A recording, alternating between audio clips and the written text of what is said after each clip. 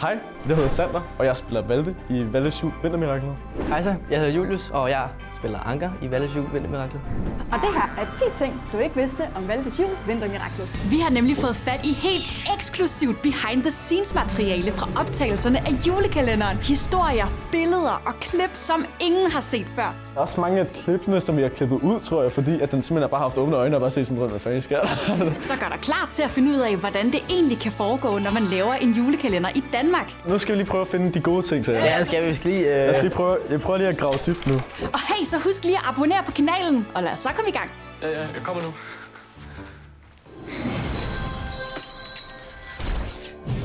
Okay, første ting, og den her er ret sjov. Kontinuitetsfejl. Det er nemlig sådan noget, der sker hele tiden, når man laver film og julekalender.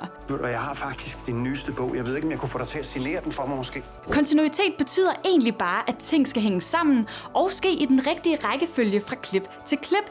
Men det gør det altså ikke altid, og så er det, at der opstår fejl. For eksempel kan det ske, at en skuespiller signerer en bog på forsiden i en scene, og i klippet lige efter sidder han med bogen helt åben og skriver inden i den. I det hele taget så sidder man ikke så tit og tænker over det, når man sidder og ser en film. Men der er utrolig mange ting, som man skal huske at gøre. Ja. Og de værste scener i hele verden at lave, det er det der, hvor man sidder med sin familie og spiser. Fordi så skal du huske, at på hej, så skal jeg give den videre. Og så når jeg siger, ej, det var ærgerligt, så skal man tage den tilbage igen. Og så skal man drikke på en bestemt replik. Ja, lige præcis. Alle mulige ting. Så der er bare virkelig meget, man skal sidde og tænke over, så koppen ikke pludselig ender med at være helt fyldt og så halvt fyldt. Der er bare mange ting, som man ikke lige tænker over, som man skal tænke meget over, når man sidder på sættet og spiller. Det er meget sjovt. Men selv med referencebilleder og voksne, der holder øje, så sker der altså stadigvæk små fejl. Og nogle af dem opdager man først, når serien allerede er sendt på tv. Ligesom i den her scene i afsnit 2, hvor man ser en statist i baggrunden, som hele tiden flytter sig ind og ud af sin stol.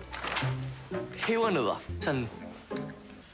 Hvad er det? Altså problemet med det er jo, at for eksempel når jeg sidder og pitcher den der idé til Valde og taler, så sidder jeg jo, og jeg vil gerne sådan, bruge mine hænder og lave det sådan naturligt som muligt, så det bare ligger til en, sådan lave det med naturlige bevægelser. Og for eksempel når man har sådan et bord foran en, og man så sidder sådan her, og man så kommer gående ind, nå hvad så går det godt, så tager jeg så mine hænder ned efter jeg siger, går det godt. Hey Anker. Hvad så James? Hvad så? Godt I kom? Og så lægger jeg min arm op på bordet, og så siger jeg, hvad så, hvordan går det så? Og så siger jeg, stop lige, der er lige nogle statister, som skal gå den anden vej eller modsat, eller gå foran kameraet. Så jeg skal ligesom huske, okay, jeg lå jeg sådan her, eller lå jeg sådan her med mine fingre, og hvordan gjorde jeg det? Så derfor det er sådan sindssygt svært at skal huske lange takes, ikke? Så næste gang du ser Valdes Jul Vintermiraklet, kan du jo prøve at spotte en kontinuitetsfejl, for der er helt sikkert et par stykker.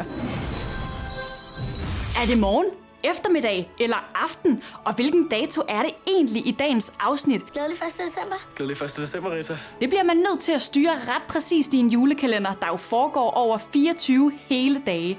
Og på Valdes Jul Vintermiraklet gør de det altså sådan her. Vi har sådan nogle... Regi. Ja, regi. Præcis. Det er at sørge for sådan ting, sådan kopper og noget at spise eller andet, sådan, som der står inde i scenen. Sørg for også, at når vi starter en ny take, så sætter de klokken tilbage til der, hvor det skal forestille, at tiden er. Og så kører den så rundt og sådan noget igen, og så skal de sætte den tilbage igen. Hvis Valde og Taler for eksempel er på vej i skole, giver det jo ikke nogen mening, at uret viser klokken 16 om eftermiddagen. Indimellem teksten er der sådan en lille pause, hvor så er regi, og så kommer de alle sammen ind. Og så er der sådan en hel masse, som står og så fikser alle mulige ting og pitcher alting op og sådan noget. Og så kan vi starte forfra igen. I det tidlige hjemme. Og hvis uret ikke bliver stillet forfra i hver scene, ville tiden hoppe frem og tilbage mellem takes, hvilket jo ville skabe endnu flere kontinuitetsfejl. Og så er der datoen. Den bliver nemlig vist med kalenderlyset. Men hvordan sørger man så egentlig for, at lyset altid er brændt ned til den rigtige dato i hvert afsnit? Det er regiafdelingen, der står for det. For at tiden skal passe, bliver julekalenderlyset skiftet ud alt efter, hvilken dag afsnittet foregår. Juledekorationen er altså præcis den samme hver dag, men fordi man ikke optager afsnittene i kronologisk rækkefølge, altså fra 1 til 24, så har regiafdelingen faktisk lavet 24 forskellige kalenderlys, som alle er skåret til præcis den længde, det skal have den dag. Så hvis afsnit 17 altså optages før afsnit 3, jamen så bruger de da bare lys nummer 17 i juledekorationen. Og det er altså sådan, man viser tiden i Valdes Jul. Valdes Jul Vintermiraklet foregår naturligvis i de 24 dage op til jul i december. Men det betyder ikke, at man optager alle scenerne på de dage, eller overhovedet i december. Det tager nemlig lang tid at filme en julekalender, og Vintermiraklet er filmet over en periode på cirka 6 måneder, fra februar til juli 2024. Og det vil sige, at nogle af scenerne faktisk er optaget om sommeren. Vi optog på nogle bakker. Der kan jeg bare huske, det var midt om sommeren, og vi skulle have de der vinterjakker på. Og inden under det, så havde vi alt muligt andet, fordi de skulle se sådan lidt store ud i jakkerne i det hele taget, så vi havde ekstra tøj indenunder, og så vi trøje indenunder, fordi man lige skulle kunne se det lidt her. Og det var bare skide varmt. Det var bare virkelig, virkelig varmt. Altså, jeg synes jo, det var meget fedt, fordi Anker havde jo shorts på, så jeg kunne sådan gå sådan, hvor lækkert, og sådan gå i shorts, det var jo bare super fedt jo. Men når man optager om sommeren, og det jo skal forestille, at det er jul, så har de i Valdes Jul fundet flere måder at skjule det på. Man kan for eksempel filme scenerne i den uendelige skov, der er magisk, og alting er grønt og frodigt, selv i december. Så frodigt herinde. Udover det, så optog vi også en scene med de der ulveflokken. Vi er i hvert fald ned i sådan en å og sådan noget, og jeg kan bare huske, at alle svedte på det tidspunkt. Og de havde det her kæmpe store sådan, forlams, skin over sig og sådan noget, og sådan, bare helt pakket sammen. Og jeg stod bare bagefter og sådan, var sådan helt, oh my god.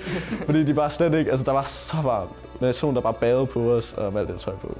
Det var helt skørt. Eller man kan lade scenerne foregå indenfor, som for eksempel da Valde og Anker bryder ind på det lokale museum, for her skjuler de nemlig, at det er sommer ved at have gardiner for vinduerne, så man ikke kan se de grønne træer og sommersolen udenfor.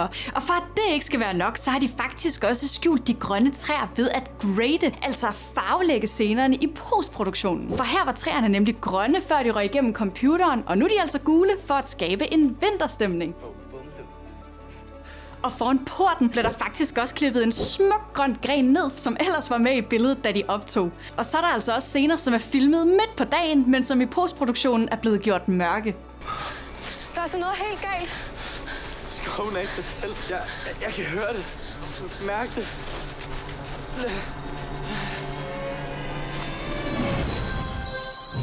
Er I klar til at se et tryllenummer? I Valdes Jul vintermiraklet kan trolden Rulle gøre sig usynlig ved hjælp af sin magiske pen. Og man siger, at en tryllekunstner aldrig afslører sine største tricks. Men filmmagi, det må man altså gerne afsløre.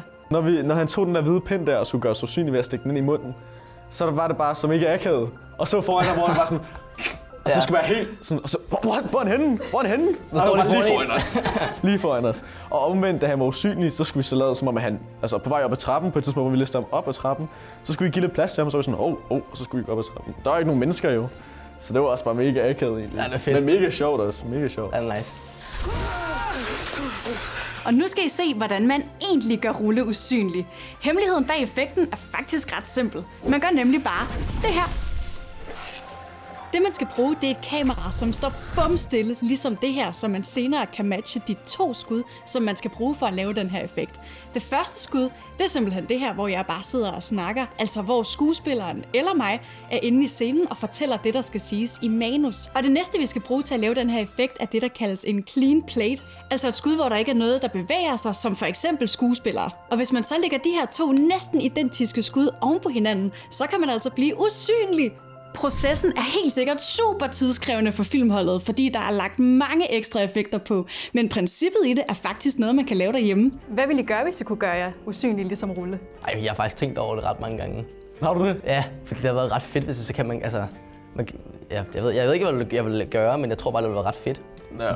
Altså, jeg synes, det ville være sjovt, hvis nu dine forældre, hvis du lige havde gjort noget lidt dumt til en fest eller sådan noget, og så lige gør det usynligt, og så gå ned og høre, hvad de forældre har sagt. Og så snakke om. Ja, bare lige høre alt, hvad de har snakket om sider. Bare sådan kunne høre alt det. Crazy gossip. Ja, virkelig. Det var sindssygt. Det var sindssygt. Eller på et filmsæt. Et kæmpe stort filmsæt, der bare stod sådan på. Ja. Jeg vil ikke høre mine forældres gossip. Det vil jeg da gerne. Ja. Hvis jeg kunne høre, hvad de snakkede om bag min ryg, mand. Og bare kunne confronte dem med det lige bagefter. Ja, fordi så ved det, hvordan ved du det? Ej, hvor crazy. Og sådan, det har jeg ikke tænkt over. Hvad ville du gøre, hvis du kunne gøre dig usynlig ligesom Rulle? Skriv det ned i kommentarfeltet. Når man laver en julekalender fyldt med mystiske soundvæsener som huldron, trolde og ulveskiftere, så kræver det ret meget makeup og en hel del proteser. Jeg ved, at Mato, ham der talerfar, han skulle have sådan en ekstra pande på, for at ligne lidt mere sådan en hulemand-agtig. Så de har sat sådan en ekstra lag pande heroppe på, som tog så lang tid. Rulle, han skulle have sådan et sæt tænder ind. Sådan en gebis. Og det er derfor, jeg lyder lidt sjov i julekalenderen. Ja, også Flora eller Taler, hun skulle jo også have det der monobryn. Til starten var det jo bare sådan noget, der blev tegnet, og så efterfølgende fik jeg lavet sådan noget klister, der skal sidde på imellem. Ja. Det tog jo også noget længere tid. Ja, det er altså heller ikke rigtigt, det der. Nej, det er fun fact, det er. Og så var der Huldron, som skulle sminkes og have et speciallavet kostyme på. Og Rang, som skulle have skæg og ører, som sad fast i hans hat. Faktisk var det alle, der skulle sminkes hver eneste gang før en optagelse. Og der er faktisk en sjov ting, jeg gerne lige vil sige, fordi på 2'eren, da vi optagede det, der var vi begge to blevet sådan ret, meget ældre. Og på det tidspunkt, så kommer jeg ind om morgenen, jeg er løst ud af sengen, og så bliver jeg hentet, og så bliver jeg kørt over til sæt.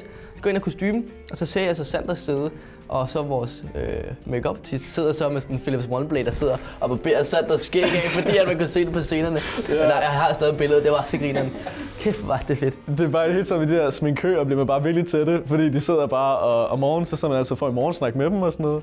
Og så sidder de lige og sådan pitcher en lidt op og sådan noget. Så får vi alt muligt sådan creme i hovedet, så vi ser bedre ud på kamera og sådan noget. Nogle forskellige ting. Læbemad, så vi taler mere tydeligt, og i det hele taget, så er det bare virkelig sjovt at stå og drille hinanden om bagved, imens man bare skal sidde helt stille og være sådan helt, og så bare sidde og drille den anden person i stedet. Ja, det var fedt. Kan du godt huske, da vi optog på skolen der, så kom jeg over sammen med Charlotte, og så fik jeg lov til at sminke Sander. Nej, det er ikke. Så havde vi sådan ligesom de der vatpinde, så sådan var der sådan noget læbermad på, så kiggede jeg lige over. Og så sådan, og du har også lige noget der rettet håret. Det var super fedt. Det var virkelig nice. Apropos hår, er det så dit eget hår, eller er det en paryk? Det er der virkelig mange, der siger. Det er helt utroligt. Også folk i min egen klasse bliver ved med at spørge mig om det. Det er mit eget hår. Altså faktisk har jeg haft langt hår i en lang del af mit liv og sådan noget. Så det er mit eget hår. Og apropos hår, så skulle også Anker have den helt rigtige hårfarve til julekalenderen. De ville jo gerne have, at jeg var sådan lidt mere blond i julekalenderen. I den her hårfarve, jeg har nu, som er min naturlige hårfarve. Så derfor skulle jeg ud og farve mit hår. Og det skete over flere omgange, fordi at det blev ved med at blive farvet forkert. Så først der var der sådan tidsgul, så tænkte jeg, altså, hvad i alverden er det, der sker? Så sådan noget, så til 2-3 timer farve, skal afbleje, så skal der farve op i, og så skal jeg hovedet tilbage og vaske det, og så frem, og så endnu mere farve. Så kommer jeg hjem, og så kigger mig selv i spejlet efter, hvad det er. Hvad sker der? Hvad er det for hårfarve? Og så skulle jeg så ud og blive farvet igen, og så holdt det så derfra, altså den der sådan, hvad kan man sige, gylden blond-agtigt. Du har også lidt orange farve. Ja, det er sådan lidt strawberry blond eller sådan noget. Strawberry blond, jeg ved ikke, hvad du kalder det. Sindssygt hård farve, det er sådan noget, da man fik det i, så brændte sådan i hovedbunden. Det var sådan noget helt, ja, det okay. Jeg døde bare, imens jeg fik den der. Jeg kom hjem til mit hoved bare helt brændt. Nej, jeg vaskede det, og så fik jeg sådan noget lilla hårshampoo med, fordi så det ikke blev grønt og sådan noget. Så jeg ville heller ikke gå i svømmehallen. Så alle måtte altså lide en lille bitte smule for deres roller. Lagde I også mærke til, at det sned i afsnit 9, hvor Valde og Celine leder efter Tala ved slottet? For hvordan kan det lige lade sig gøre, når julekalenderen er optaget fra februar frem til juli? Det kan ikke være her. Svaret er, at det kan det heller ikke, for sneen i scenen er faktisk fuldstændig falsk. Og ikke bare falsk sne som i skum eller papirflager, det er helt digital sne, der først er blevet lagt på bagefter i postproduktionen. Og det man gør, altså i grove træk, det er, at man tager en gennemsigtig videofil med sne, som man synes ser naturlig ud, og så lægger man den oven på scenen ligesom et filter. Og så pludselig sner det, men kun på skærmen. Og det kan man faktisk godt afsløre, hvis man kigger ekstra godt efter, for sneen i afsnit 9 lander aldrig på Valde og Celines tøj, og der er ingen sne i deres hår. Og den her sne kan man derfor lægge på lige hvor man synes. For eksempel i den uendelige skov, eller indenfor i køkkenet. I virkeligheden er sne faktisk ret tricky at lave i film og tv-serier. Nogle produktioner bruger også noget, der ligner dun, som for eksempel den her falske sne, der ligger på jorden i den tid på året fra 2018. Andre bruger vatsne, som den her nærmest legendariske scene fra Dawson's Creek, hvor sneen ligner noget fra et skoleteater. Men i Valdes jul vintermiraklet er sneen altså 100% digital. Hvordan filmer man egentlig en nisse, der er lille som Rang, spørger du? Her hos os bruger vi en green screen, men for en nisse, som går med grønt tøj, så vil det forsvinde sammen med den grønne skærm, når man fjernede den. Så ved Rang, der bruger man en stor blå skærm og en masse planlægning og rekvisitter. Rang, han blev filmet på en blue screen et helt andet sted, hvor så skulle skrumpes bagefter ind i scenen. Men hvordan spiller man så egentlig en scene med en nisse, der ikke står der i virkeligheden? Hvordan ved man, hvor man skal kigge hen? Altså, vi har jo mange referencepunkter, og det er faktisk ikke kun til Rang og de andre, men også bare når vi filmer en scene, hvor det er sådan, det er lidt fedt, hvis det er herhen i stedet for, vi ser fra. Så havde vi sådan et referencepunkt, som nogle gange bare var i kryds, og vi skulle lege, det var en person. Altså, det var sindssygt svært, især det der kryds der, fordi sådan, vi kan ikke engang se op og ned på kroppen, vi kan bare se dem lige i øjnene hele tiden og være sådan helt. Men Rang, der var det en dukke og sådan et spyd næsten, som der blev placeret i jorden, som jeg skulle så spille til. Og ved den her Huggermekong, der var det så den her yogabold her, den her kæmpe store blå yogabold, som jeg skal sidde og snakke til. Og det var mega skørt. Mega sjovt også, men også mega skørt. Men for at det hele skal se ægte ud, bruger produktionen det, der kaldes storyboards, hvor man præcis illustrerer, hvordan Rang han skal sidde, stå eller holde fast i ting. Her kan I se scenerne i laden i afsnit 1, hvor det er nøje planlagt, hvor Rang skal sættes ind. For eksempel ligger Rang her og hviler sig på gelænderet, så kommer søgeren ind i laden, og så gemmer Rang sig bag gelænderet. Og sådan kan man altså forberede scenerne, så den rigtige skrumpede Rang fra Bluescreen-studiet efterfølgende kan indsættes i videooptagelserne, og dermed i julekalenderen. Meget arbejde frem og tilbage, og meget sådan besværligt på en eller anden måde, men jeg synes, det ser mega godt ud. Ja, det er virkelig lavet godt, ja. Man tænker bare sådan ikke rigtig over, hvor svært det egentlig er at sidde og snakke til en pæl omkring altså et modertræ og at være vogter og sådan noget. Det er rimelig svært, men også en mega sjov udfordring, som kræver meget fantasi-agtigt at være i sin eget hoved på den måde. Når man optager en julekalender, har man selvfølgelig et manuskript, som skuespillerne lærer udenad. Scenerne filmes, og så klippes de sammen bagefter. Seriøst? Brillesen har ikke gjort noget. Hvor siger du skal ned til morgenmad? Ja, jeg kommer nu. Men nogle gange fungerer det bare ikke helt, som man havde tænkt. Det kan være, at noget skal forklares på en anden måde, eller en joke ikke var lige så sjov, som man troede. Og så betyder det, at man må optage nogle af replikkerne om i et lydstudie bagefter. Altså i hele tiden så er der meget, der bliver lavet om, fordi så er der nogle sætninger, der ikke lige går igennem og sådan noget, og så skal det bare passe bedre ind til klippet. Og så skal man bare sige det mega hurtigt, enten, eller hvor det lyder mærkeligt. Og så passer det bare ikke. Så skal man lave en ny sætning eller sådan noget. Og en scene, der blev lavet om i lydstudiet bagefter, var den her i afsnit 22, hvor Valde kalder på Huldrøn. Vi skulle finde ud af, hvad hun hed i ental, for det var mega svært. Den første gang, jeg skulle optage med hende. Jeg sådan at kalde på, ikke? Jo. Og så var det enten Huldra eller sådan noget, og det lød heller ikke helt rigtigt og sådan noget. Så vi endte med på optagelsen bare at sige Huldra. Huldra! Men det lød ikke rigtigt, så efter et pro, så kaldte vi bare for Huldran igen. Huldran! Og hvis du lytter godt efter, kan du faktisk høre forskel i lyden. Det ene lyder nemlig som om det er optaget udenfor, men det andet det lyder som om det er optaget i et lukket lydstudie. Huldra! Huldran! Men når man optager replikker om igen, skal man jo skjule det, for pludselig passer mundbevægelserne jo ikke længere til de nye replikker. Som for eksempel her, hvor Valde bevæger munden helt vildt, selvom han kun siger nej. Nej. Og man kan altså ikke bare filme hele scenen om igen flere måneder senere, når sættet det allerede er pakket ned. Så hvordan gør man? Man kan for eksempel bruge et bredt skud, hvor kameraet er så langt væk, at man ikke længere kan se mundbevægelserne. Jeg ved, hvor langt de er nået. Jeg kan ikke se noget. Kan du? Eller man siger det der bare off-cam, altså uden for kameraet, ligesom i den her scene i afsnit 18, hvor Anker laver pebernødder med Malou. I manuskriptet står der én ting, men i den endelige version siger han noget helt andet, som først blev indtalt i postproduktionen. Når opskriften er den samme i 100 år, så er det fordi, det virker. Det virker i hvert fald på mig. Og jeg fik lige en idé, så jeg må videre. Ses, ladies. Ses, Anker. Hvad var den sværeste sætning for jer at sige? Tropical Christmas.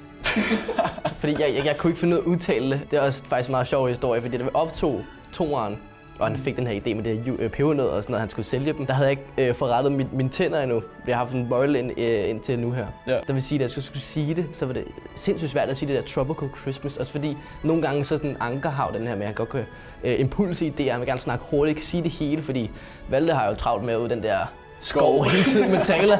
Og kan du ikke hjælpe mig? Nej, vi skal videre. Okay, så skal du pitche hele min idé, inden han er gået. Så blev det sådan noget Tropical Christmas, og så Julius, vi kan ikke forstå, hvad det er, du siger. Så jeg skulle indtale den 20 gange inden det der efterspændingsrum. Og så skulle du prøve at ramme sådan, den samme energi. Og nu hvor at det var sådan efterfølgende, så var Sanders og jeg og min stemme var blevet sådan en lille smule mørkere. Ja. Så vi skulle sådan snakke en lille smule lysere. Ja. Og så skulle vi prøve at ramme samme energi og i samme ord, og hvis man ikke havde den samme pause, så ville det jo lyde underligt. Især de der løbescener. Løbescener med det der post der, hvor man skal sidde og snakke, det er forfærdeligt. Fordi du står inde i et lille rum her, hvor du har den her lydstudie, hvor du skal sidde og stå helt op til mikrofonen og tale. Men det er jo sådan lidt, hey, jeg kan jo ikke sidde i løbescenen og sige, nej, han er efter os! Nej! Uden overhovedet nogen for pusten. Altså noget som helst pusten. Ja, det er vigtigt. Det er svært. Så vi skulle løbe og lave jumping jacks inden, for at få pulsen op og sådan sidde og trække vejret ind i mikrofonen ret hurtigt. Så det var fuldstændig skørt. I Valdes Jul Vintermiraklet er der masser af dyr med. Vi har både en hugorm, grisen Knud, ulve og endda en Stellers havørn. Altså jeg synes i hvert fald, at grisen ser så sød ud i den der julekalender, men den er bare så ulækker. Og jeg kan huske, at Lia, hun på en af sine første dage, hende der spiller Rita, hun skulle op i den her vogn her, sammen med grisen, i en af de første episoder. Og den her vogn, det var bare fyldt simpelthen lort, med griselort. Ja. Og hun skulle sidde op i den og være sådan, hvor er det sød og sådan noget. Og den er bare så skidt over det hele. Så hun var sådan, og smile bare igennem den og sige, hun var mega god til at sidde og spille bare, ej, hvor er det sød, men det var bare ikke sød der. En af tingene, der også sygt irriterende, det var jo der, hvor vi ser, at grisen står inde i stallen. Og der, hvor at Rita har pyntet op til den, det var også der, hvor vi havde den, når vi ikke brugte den. Fordi vi lavede sådan forskellige scener. Først så optog vi noget ude foran gården, og så optog vi noget inde sammen med grisen, fordi det skulle sådan spille sammen, ikke? Og så kunne man høre den der gris hele tiden inde i den der gård, sådan, og så gik den rundt. Det blev en hest. Ja, præcis. Nej, det hyler sådan. Eller andet. Altså, ja, det var sådan lidt hest, ikke? Men så kunne vi så høre den under optagelserne. Altså, det gik jo ikke, fordi da vi så optagede, der havde grisen ikke kommet ind i billedet endnu. Så var der en eller anden lyd ude bag i, så blev vi med irriteret os. Og fordi dyr jo ikke ligesom mennesker kan lave skuespil, så kan det godt give lidt udfordringer. Ikke kun fordi de eventuelt larmer i baggrunden, når man skal optage, men i afsnit 14 havde de faktisk også lidt problemer med en af de tjekkoslovakiske ulvehunde. Den skulle nemlig spille, at den sov efter at være blevet ramt af Holger Rasmussens bedøvelsespil. Og så skulle vi sidde med den her døde hund her, som ikke var så død i virkeligheden. Det var rimelig meget live i hvert fald, fordi den begyndte hele tiden at tage hovedet op, og så var man bare sådan, hvor er min nejer henne, og sådan noget. Under den der scene der, og jeg sådan, hey, rolig nu, det skal være død, min ven. Så der er også mange af klippene, som vi har klippet ud, tror jeg, fordi at den simpelthen har bare haft åbne øjne og bare set sådan rundt, hvad fanden sker nede i hjørnet. Men så det var lidt svært at arbejde med, men det var også virkelig sød. Og derfor var de faktisk nødt til at lukke ulvehundens øjne digitalt i postproduktionen, så det så helt rigtigt ud på skærmen. Flora blev rigtig gode venner, faktisk sjovt nok, når hun skal være ulvene. Men hun blev ret gode venner med en ulv, som var meget sød. Hvilket dyr fra julekalenderen synes du var det sødeste? Skriv det ned i kommentarfeltet. Selvom det ser ud som om julekalenderen kun foregår ét sted, altså på Fyn omkring Vogtergården, så er den faktisk filmet mange forskellige steder rundt omkring i Danmark. Så lad os da lige tage på en lille rejse gennem det danske landkort sammen. Det første stop er selvfølgelig Vogtergården, som ganske rigtigt ligger på Fyn. Og alle scenerne ude foran gården foregår faktisk også der. Men mange af scenerne indenfor er optaget på et filmsæt i Skovlunde ved København. Her har de en masse studier, hvor mange af rummene fra Valdes Jul faktisk er blevet bygget op fra bunden. Her kan man for eksempel se indgangen, hvor det åbne studie er synligt i baggrunden. Og som I kan se, er der slet ikke nogen loft i de forskellige rum. Her er også Talas værelse. Og faktisk er Valdes og Talas værelse det samme, der er bare rykket rundt på møblerne. Modertræet, det ligger heller ikke i skoven ved siden af Vogtergården, som det ellers skal forestille. Det kan man finde på Sjælland. Træets rigtige navn er nemlig Skrædderen, og det vokser i Hareskoven ved Værløse. Så har vi den uendelige skov, der er filmet ved Svanninge Bakker på Fyn. Og hvis du kigger rigtig godt efter, så kan du faktisk også se nogle pæle fra et hegn, der jo ikke burde være der. Og næst sidste stop er Hugormeklippen, som jo skal forestille at ligge for enden af den uendelige skov. Men det er altså bare snyd, for Hugormeklippen ligger nemlig et helt andet sted, nemlig ved Roskilde. Dens rigtige navn er Bolund Halø, og på øen gik der også kør rundt, som nogle gange afbrød optagelserne. Her kan man for eksempel se en flok græssende køer, der sætter hele optagelsen på pause, mens Holger Rasmussen må stå og vente under en paraply. Og så er der det sidste stop, nemlig når de går ind i Hugormeklippen. For scenerne inde i grotten er nemlig filmet ved Tingbæk Kalkmine i Skørping. Så hvis du får lyst, så kan du jo nu selv tage ud og se de her lokationer i virkeligheden. Måske genkender du nogle af stederne, når du ser Valdes Jul Vintermiraklet igen. Tak fordi I så med, og husk at subscribe til Spørgehjørnet. Husk at se med på Valdes Jul, og jeg håber bare, I får en fantastisk jul. Glædelig jul! Vi ses i næste video.